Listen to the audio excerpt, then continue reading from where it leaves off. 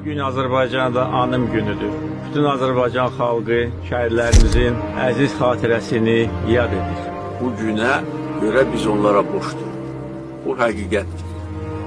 Nə qədər dövlətin gücü olsa, nə qədər silahı olsa, nə qədər düzgün hərbi əməliyyatlar planlaşdırılsa da, qələbəni əldə edən əskərdir, zabitdir. O gedir. O sinəsini qabağa verir. O ölümə gedir. Və bayrağı da qaldıran odur. Onların qəhrəmanlığı heç vaxt silinməməlidir və silinməyəcək.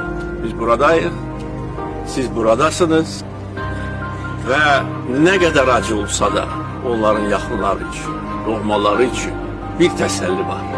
O da odur ki, onlar canlarını fəda edərək tarixi zəfər çalır.